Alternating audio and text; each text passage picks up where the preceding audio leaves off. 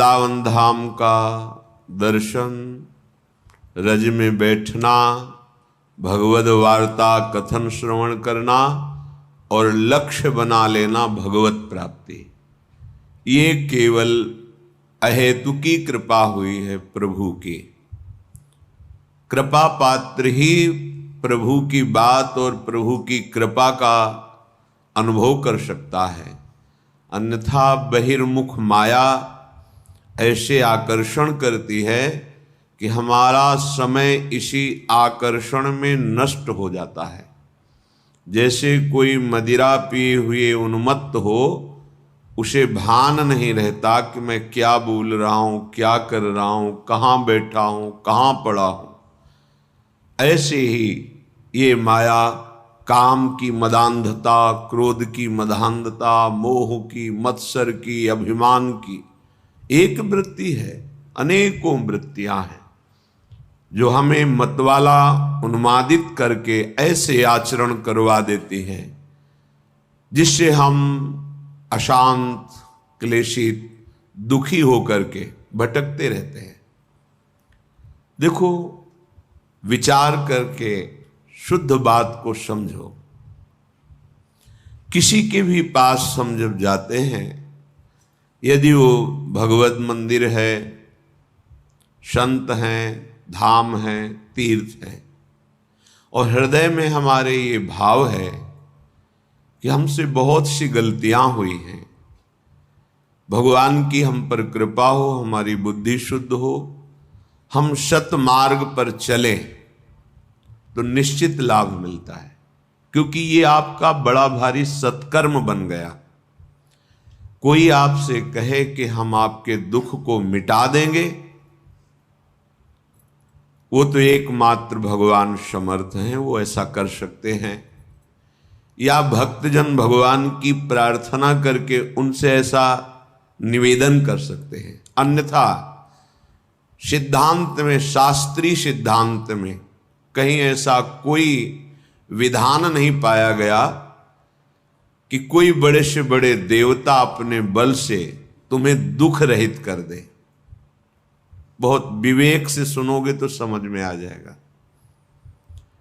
ये जो हमारे वर्तमान तात्कालिक दुख हैं, ये हमारे पूर्व कर्मों का फल है, और कर्मों से मुक्ति दिलाने की सामर्थ्य एकमात्र भगवान श्री हरि और अभेद रूप भगवान हर महादेव, बस। अन्यथा आपके सुकृत कर्म का फल वो दे देंगे। दुष्कृत को भस्म कर सके, संचित कर्म को भस्म कर सके, इतनी सामर्थ्य किसी में नहीं है। बैठा लीजिए हृदय में, तर्क की आवश्यकता नहीं है। ये महापुरुषों के वचन, शास्त्र, स्वाध्याय, गुरु कृपा, इन सब से मिलित भाव है। ये कोई त्रिभुवन में नहीं है। एकमात्र भगवान हरि हर के सिवा दूसरा कोई हमें कर्म बंधन रहित कर सके, ऐसा नहीं है। हम जब आशीर्वाद मांगते हैं, किसी से कृपा की याचना करते हैं, तो उसका आंतरिक शास्त्रीय सिद्धांत का भाव यह है कि आप कृपा करो, हमारी बुद्धि शुद्ध हो जाए। शुद्ध बुद्धि शास्त्र के अनुसार चले, आपकी आज्ञा के अनुसार चले, भगवत चिंतन परायण रहे, एकमात्र आशीर्वाद। और ये मांगो या ना मांगो, संत महापुरुषों के हृदय में इस आशीर्वाद देने की पुलक रहती है। बिना मांगे वो आपको दे देंगे, बस आप स्वीकार कर लीजिए। और जो कहीं ये भ्रम हो कि नाना प्रकार के दुख सुख, नाना प्रकार के मान अपमान, लाभ हानि, ये और कोई मिटा देगा, तो भ्रम में मत पड़ना। आपका ज्ञान ही आपको इन द्वंद्वों से मुक्त करेगा, दूसरा नहीं। अगर ऐसा होता तो ऐसे सिद्ध महापुरुष हुए हैं ज्ञान में जो साक्षात चलते फिरते ब्रह्म रूप, और भक्ति में जिनके अधीन भगवान है। पर ऐसा देखा गया कि जो उन पर श्रद्धा करके उनकी आज्ञा का पालन करके साधना की वही द्वंद्वों से मुक्त हो गए। अन्यथा समीप रहते हुए भी वो स्वाद नहीं ले पाए, परमार्थ का रसास्वादन नहीं कर पाए। तभी तो ऐसे महापुरुषों के साथ अभद्र व्यवहार साथ रहने वालों ने किया। उन महापुरुष के आंतरिक रस को, बल को वही पा सकता है जो उनकी आज्ञा के अनुसार उपासना करे। ये सिद्धांत है। तो ये भावना लेकर के हम विषयाचरण करें, अधर्माचरण करें और कहीं जाएं और कोई हमें सुख प्रदान करे, तो इस भ्रम को आप मिटा देना। दुख सुख से निवृत्ति आपके ही ज्ञान से होगी। आप अपने ज्ञान के द्वारा अपना उद्धार कर लीजिए। आप अपने ज्ञान को जागृत करते हैं शास्त्र स्वाध्याय से, संत समागम से। अगर आप अपने ज्ञान को ढके रखेंगे और अज्ञान की वृत्तियां बढ़ाएंगे तो देखो सर्व ज्ञान समुद्र भगवान हृदय में बैठे, फिर भी आप शोकित हैं, दुखी हैं, परेशान हैं। बात को समझिए, कहीं कोई दूसरा उपाय नहीं है। भगवान स्वयं बोले गीता जी में, देवी हृषा गुणमयी मम माया दुरत्तया मामेव ए प्रपद्यन्ते माया मेताम तरन्ति। ये बात तुम्हारी समझ में नहीं आ रही कि एकमात्र कह रहे हैं मामेव ये प्रपद्यन्ते। संत महापुरुषों की कृपा होती है कि वो हमारी बुद्धि को अपने कृपा बल से भगवान श्री हरि के चरणों में लगा देते, बस एकमात्र। और तो सब व्यवहार है, प्रपंच है, द्वंद्व है माया का। संत समागम का सीधा फल है सत्संगति संस्कृति कर अंता। आवागमन, जन्म मृत्यु, दुख सुख, लाभ हानि, ये जो संस्कृति चक्र है, इससे हम मुक्त हो जाएं तो संत कृपा हमारी बुद्धि को प्रभु चरणारविंद में लगा देती है। ये बात होती है। हम सोचें कि कोई विषय सुख, इसीलिए जो मानाभिमानी जन होते हैं, विषय सुख आकांक्षी होते हैं, 4 दिन उनकी श्रद्धा दिखाई देती है, इसके बाद गायब हो जाती है। क्योंकि असत पदार्थों की लाभा आकांक्षा रख करके आप सत मार्ग में कैसे आगे बढ़ सकते हैं? इसके लिए तो दोनों भावों का त्याग करना पड़ेगा, सुख भाव का और दुख भाव का। तभी आप सच्चिदानंद परम प्रेम रस महासुख की प्राप्ति कर पाएंगे। श्रीपाद कह रहे हैं, मानापमान कोटि भीर क्षुभितात्मा समस्त निरपेक्षा वृंदावन भुवि राधा नागर माराधये कदा मुदित। हे भाई, परमानंद का मार्ग दुख सुख दोनों से परे है। ये जो सांसारिक सुख है, सांसारिक दुख है, इन दोनों से अलग है। ये करोड़ों प्रकार से तुम्हारा कोई मान करे या अपमान करे, कह रहे क्षुभितात्मा समस्त निरपेक्षा। तुम्हें अपने हृदय में क्षोभ नहीं होने देना है। क्यों नहीं होने देना? जैसे आप किसी नाटक में देखते हैं कि सामने वाले को मार डाला गया, आपको शोक नहीं होता, क्योंकि आपको पता है वो मारा नहीं गया, वो केवल नाटक है। ऐसे ही यहां जो जिसे जीव कहते हैं, वो भगवान सच्चिदानंद का अंश है।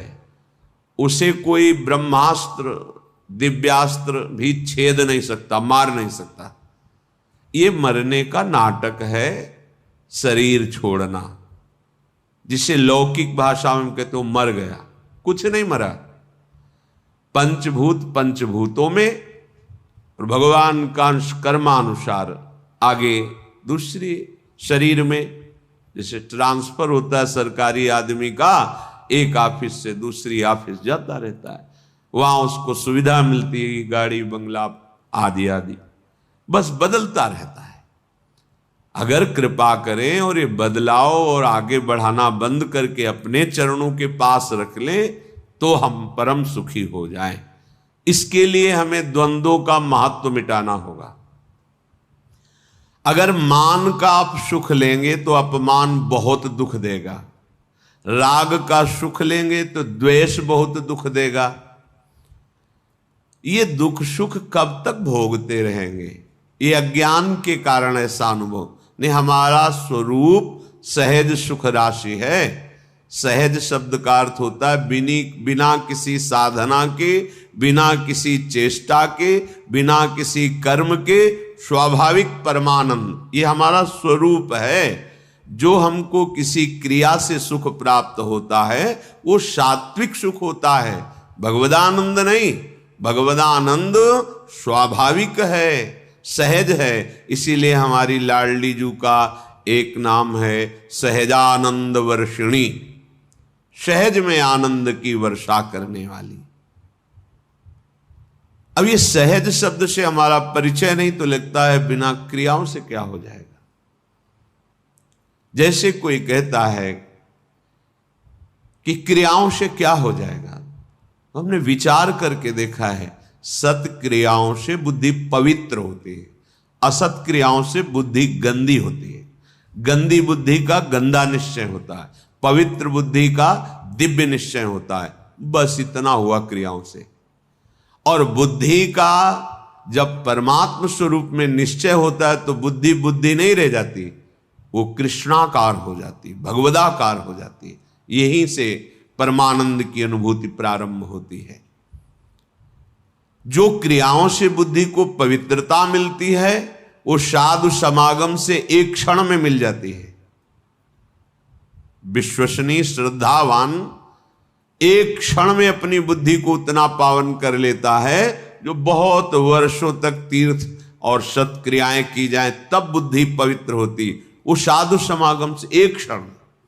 इसीलिए व्रतानि यज्ञ छंदांसि तीर्था नियमा यमा यथा वरुंधेत सत्संगा सर्वसंगोपहो हिमाम। सत्संग के बराबर किसी को नहीं रखा गया। व्रत नियम तीर्थयाटन वेदों का स्वाध्याय दान पुण्य ये सब एक तरफ और साधु समागम एक तरफ। एक क्षण में बुद्धि को इतना पावन कर दे कि वो प्रभु प्यारे लगने लगे, अपने दोष अपने को चुभने लगे, असहनीय हो जाए। ये साधु समागम का ये आशीर्वाद है, ये कृपा है, ये फल है। मांगने की जरूरत नहीं है।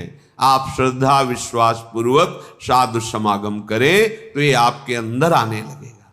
देखो परम साधु श्रीपाद प्रबोधानंद जी कहे मानापमान कोटि भीर, करोड़ों प्रकार से तुम्हारा कोई मान कर। ये बिल्कुल ऐसा ही नाटक है जैसे सिनेमा में आप देखते हैं, बिल्कुल ये माया का सिनेमा है। ना मान की यहां सत्ता है ना कोई अपमान की सत्ता है। पीछे जन्म में हमारे कितने दुश्मन थे, कितने मित्र थे, कितना परिवार था, कितना बैंक बैलेंस था, कितना हम ग्रेजुएट थे, सब खत्म। अगर भगवत प्राप्ति नहीं तो इस जन्म का भी सब खत्म प्रयास। तो ऐसा खेल खेल रहे हैं कि वो सब खत्म हो जाता है, फिर नया। तो ऐसा खेल खेलो जो खत्म न हो। वो क्या है? भगवद स्मरण, भगवद आश्रय, प्रभु की आराधना। मानापमान कोटि भी रक्षु। ये जो हमारे अंदर क्षोभ पैदा होता है किसी भी विषय से, ये अज्ञान से होता है, ये किसी के आशीर्वाद से नहीं मिटेगा। बड़ा आश्चर्य लगता है कि समझते नहीं। आप आशीर्वाद दे दो हमारा मन शांत हो जाए, कोई आशीर्वाद नहीं है। भ्रम में मत फंसना, बात समझना पड़ेगा। आपको विवेक के द्वारा आपको अपनी बात काटनी पड़ेगी, तब आपको शांति मिलेगी। तात्कालिक शांति, जैसे कोई बहुत थका हुआ पथिक आया, वातानुकूलित कक्ष में बैठ गया तो उसको तात्कालिक शांति मिलती, लेकिन स्थायी नहीं। ऐसे ही आप संसार से भटकते हुए, जले हुए, अशांत आए, संत महात्माओं के दर्शन की सभा में बैठे, आपको एक शांति मिली, स्थायी नहीं है ये। स्थायी तब होगी जब उनकी बात मानकर आप अपनी बुद्धि को उस मार्ग में चलाएंगे। ये प्रभाव तात्कालिक है। आपको ये जो आनंद की अनुभूति, एक शांति, एक विशेषता, ये प्रभाव है यहां का। लेकिन ये प्रभाव स्थायी बना रहे असंभव, क्योंकि त्रिगुणों का चक्र चलता रहता है, सतोगुण, रजोगुण, तमोगुण, ये हृदय में चलता रहता है। जब तक आप उपासना के द्वारा त्रिगुणातीत नहीं हो जाते, तब तक ये प्रभाव स्थायी मत मानना। आंसू आ सकते हैं, रोमांच हो सकता है, तो प्रेम लक्षणा भक्ति थोड़ी हो सकती है। वो तात्कालिक सतोगुण का प्रभाव है आपके यहां। ऐसे वायुमंडल में बैठे हैं कि आपको भागवतिक आनंद की अनुभूति होगी। इसे स्थायी बनाना है, तो जो उपदेश है उनको जीवन में धारण करना है। वो आचरण, भगवत स्मरण, भगवत सेवा, भगवत चरणारविंद का आश्रय, ये आपको त्रिगुणातीत करेगा। जब आप त्रिगुणातीत होंगे, किसी गुण का प्रभाव नहीं पड़ेगा, तब एक रस स्थिति आएगी। फिर ये प्रभाव आप विषयी पुरुषों के बीच में बैठ करके भी स्वाद लेंगे इसी आनंद का। आप 1 महीने सत्संग सुन रहे, आपका मन विषयों का त्याग करता चला जा रहा है, प्रभाव पड़। ये विश्वसनीय नहीं है, बात समझ लेना। जहां कुसंग हुआ तहां ऐसे करेगा हाथी का स्नान जैसा। अरे बहुत, एक बार गिरे गया, वो वहीं ले जाएगा। पूरे जीवन सतमार्ग का सावधानी पूर्वक अनुसरण, तब जाके द्वंद्वातीत स्थिति आती है, माया पर विजय प्राप्त करता है। ये जो क्षोभ होता है, किसी भी कोई बोल दिया, कटु बोल दिया, निंदा कर दी, उपहास कर दिया, हृदय में दुख पहुंचा, ये साधना की बहुत बड़ी कमजोर स्थिति है। एक बार एक महापुरुष गंगा के उनके पास, तो उन्होंने कहा कि भेष रंगा के, सीधे साधे गांव की भाषा, भेष रंगा के व्यवस्था की चक्कर में अगर पड़ेगा साधु, बुजुर्ग महापुरुष थे, तो फिर साधुता ही क्या हुई। जब हमारा कोई अपमान करे, कोई गाली दे, कोई निंदा करे, हमारे हृदय में उसका फर्क ना पड़े। जैसे हम नाटक में देखते हैं, तो देख रहे हैं लेकिन पता है झूठा है, असत्य है। ऐसे ही ये नहीं कि भान नहीं हो रहा, भान हो रहा है कि गाली दे रहा है, ये अपमान का, पर उसका अस्तित्व तो नहीं है, वो असत्य वार्ता है, उसकी कोई सत्ता नहीं। जिसकी सत्ता नहीं, उसको जब हम सत्ता देते हैं तो हमारा हृदय दुखी हो जाता है। कह रहे क्षुभितात्मा समस्त निरपेक्षा, इसलिए इन समस्त द्वंद्वों से निरपेक्ष होना है। कैसे? बोले इसी मृत्यु लोक में बहुत सुंदर करुणा करके प्रभु ने उपाय रखा है। क्या?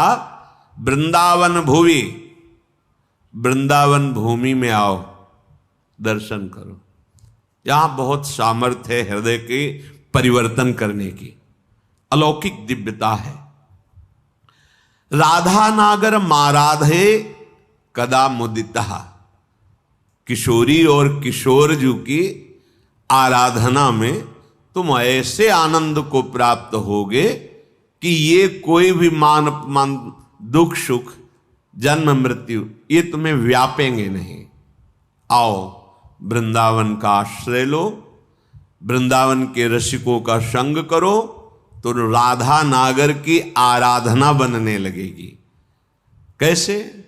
शरीरम श्री वृंदावन भुवि सदा स्थापय, मनः सदा पार्श्वे वृंदावन रसिकयोर न्यस्य भजने, वचस्तत् केलीना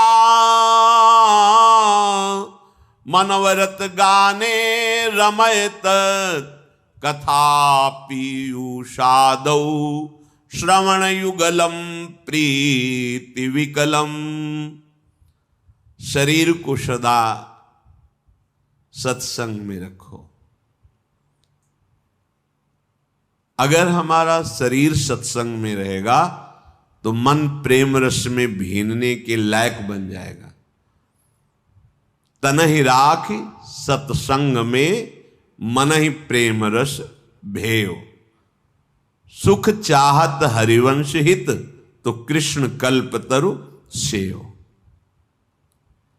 प्रायः सिद्धांत को थोड़ा ऐसे घुमा के कहा जाता है कि तन को संसार में मत रखो, तन के द्वारा नाना प्रकार के कर्म करो और मन रखो प्रभु में। यह सिद्ध पुरुष का लक्षण है, साधक का नहीं। यह सिद्ध पुरुष का लक्षण, जिसका मन भगवदाकार है तो विषय प्रपंच संसार के कार्य करता हुआ भी वो ज्यों जल में कमल का फूल रहे, निरपेक्ष रहता है। पर साधक, नवीन मार्ग का पथिक, सत्संग की आवश्यकता है। सत्संग, सत्संग क्या है? नाम सत, रूप सत, धाम सत, लीला सत, उनके प्रेमी जनों के वचन सत। इस पे हैं आप, तो सत्संग में हैं आप। धाम का चिंतन चल रहा है, प्रभु के नाम का जब चल रहा है, रूप का ध्यान चल रहा है, लीला गुण का कथन श्रवण कर रहे हो। कथा पीयूषादौ श्रवण युगलम, अपने दोनों कानों से युगल चंद श्यामा श्याम की कथा, गुण लीला चरित्र, इनका हम पान कर रहे हैं। ये देह वृंदावन रज से युक्त है, वृंदावन का आश्रय है, तो स्थापय मना सदा पार्श्वे, हमारा मन सदैव प्रियालाल के पार्श्व में, समीप में विराजमान रहेगा। मन ही प्रेम रस भयो।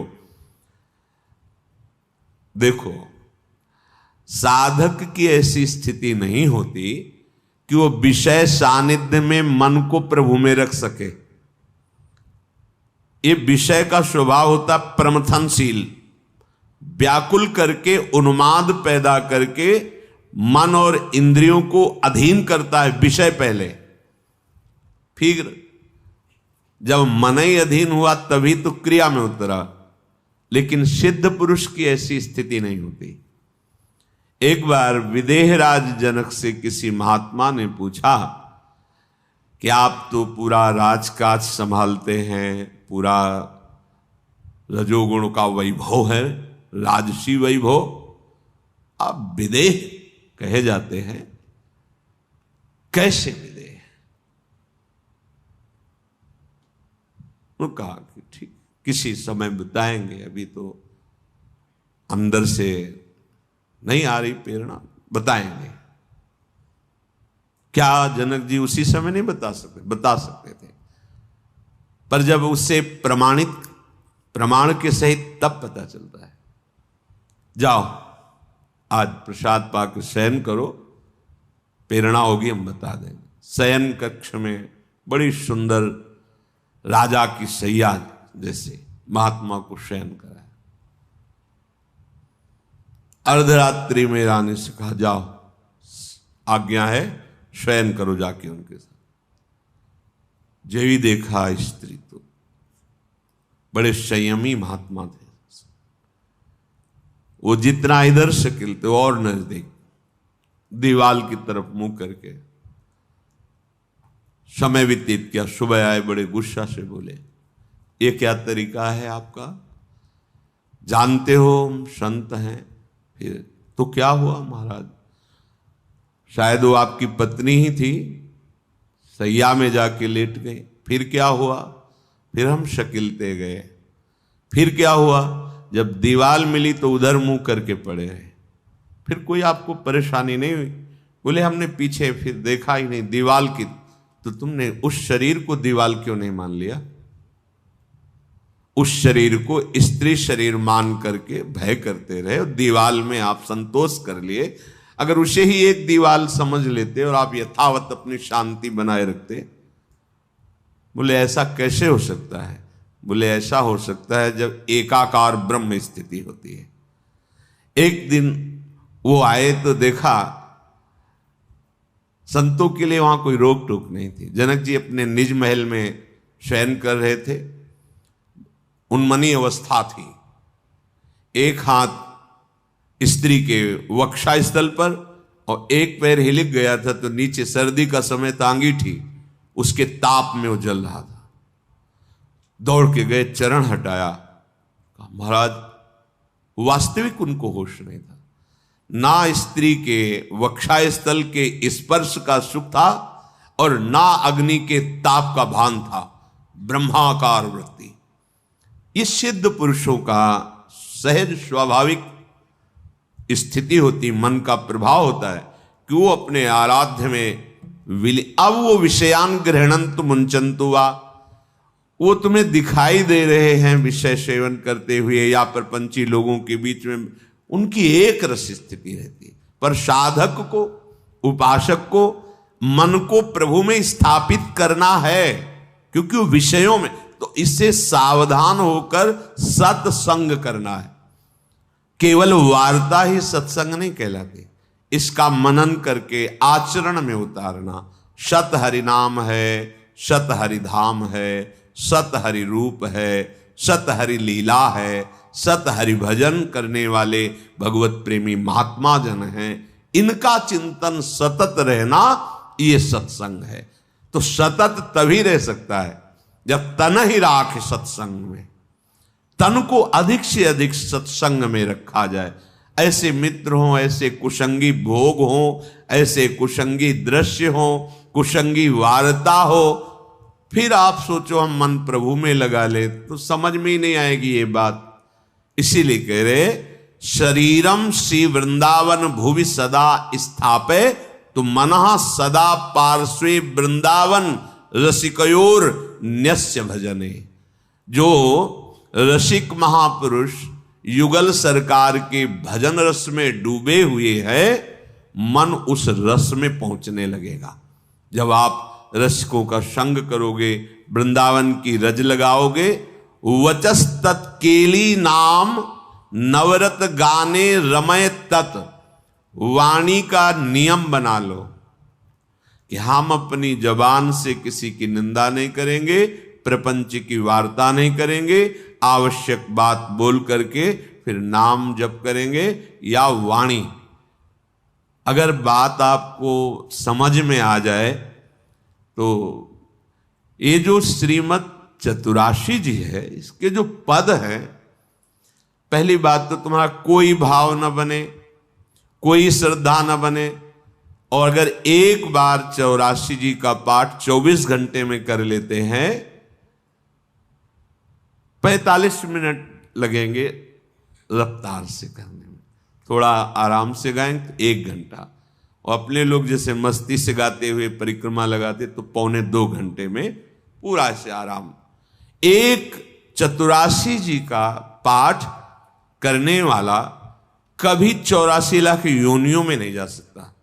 ये उन महापुरुषों के वचन हैं जिनके अधीन प्रियालाल है। छुट 84 भ्रमंते निर्खय जुगल किशोर।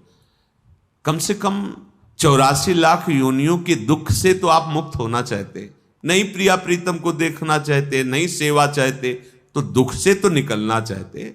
वाणी जी अमोघ है, गुरु कृपा से ही बात समझ में आती है। अगर चतुराशी जी के किसी भी पद को आप कंठस्थ कर ले, कोई एक पद, और उसी को 100 बार 200 बार अंदर अंदर गुनगुनाइए, फिर आप देखिए कैसे आपका हृदय निर्मल होता है, कितनी जल्दी आपके अंदर भागवतिक सद्गुण आते हैं। तो आप कीजिए, घंटों चलते हुए प्रपंच की वार्ता कर लेंगे, पद नहीं गुनगुनाएंगे। व्यर्थ में बैठे मन कल्पना में घूम रहा है, उसको डांट करके नाम में नहीं लगाएंगे। देखो, अगर सुख प्राप्त करना, इसीलिए हम प्रायः आपसे प्रार्थना करते रहते हैं कि ये आशीर्वाद, ये कोई कृपा या कोई पदार्थ दे दे, इस भ्रम में मत रहना। ऐसे ऐसे महापुरुषों के दर्शन हुए हैं जो गुरु कृपा से, इष्ट कृपा से ही केवल उनका दर्शन हो सकता। दिगंबर, शरीर की शुद्ध नहीं, खान पान की, जहां पैर नहीं रख सकते हो ऐसी तपती हुई बालू, उसमें दिगंबर पड़े हैं, ब्रह्मानंद में मगन। आप जब तक अपने आप को सतमार्ग में नहीं लाएंगे,